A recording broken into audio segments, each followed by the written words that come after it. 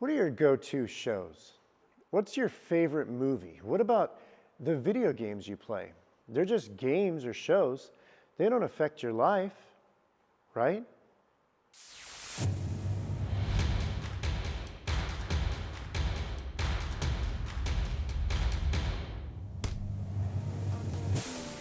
What are we willing to justify for a little bit of pleasure or leisure?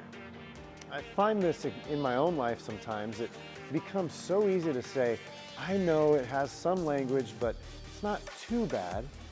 Or there are some dirty parts, but it's not as bad as that other show. What about when we justify the games we play? It's pretty violent, but it doesn't affect me. It's just a game.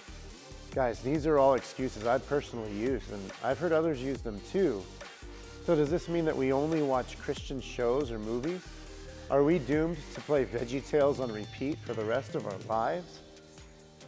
I think it's a question we really need to challenge ourselves with on two different levels. The first is clear in this verse that takes sin very seriously. This can be a tough verse to swallow, but look at what Hebrews 10:26 says. If we deliberately keep on sinning after we've received the knowledge of the truth, no sacrifice for sins is left, but only a fearful expectation of judgment and of raging fire that will consume the enemies of God. This is intense. So if we're justifying the violence in a game, or the language in a movie, or the dirty parts or suggestive jokes in a show, we obviously know that it's wrong.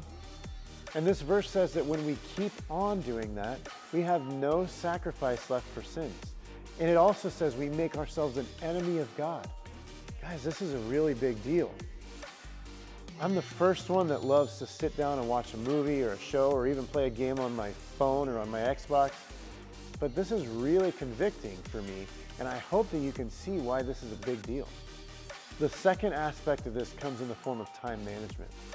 Ephesians 5 verses 15 and 16 say, "Be very careful then how you live, not as unwise, but as wise, making the most of every opportunity because the days are evil." Some translations even say, "Make the best use of the time." When we sit for 2, 3, 4, even 8 hours with our face in front of a screen, does this honor the Lord? Are we filling our mind with things that will edify or make us more like Jesus? Or are we continuing to fill our hearts with lukewarm water? Let me leave you with this last example. We've all seen a boy that is head over heels for a girl. He naturally thinks about her, writes her notes, texts her, blows off his friends to be with her, maybe even blows off prior commitments because he's so enamored with this girl. Now, in most cases, this girl didn't do anything except just live in the same town as he did and just be her natural self. But when we think about the comparison and what Jesus has done for us on the cross, the physical torture and the pain he endured for us, how much more should we be willing to throw away the things of the world for the one who saved our lives? Like I mentioned in a previous video about the music we listen to, instead of being so quick to justify what we watch or play, or all the time we spend doing ultimately useless things, let's be a people that is focused on the prize of eternal life, not get distracted by the things of the world. Guys, if you have any thoughts on this, please comment down below. We'd love to hear what you think. See you next time. If you want to learn more about this topic and many others, or about our cost-free stint internship, visit topbecker.org/stint.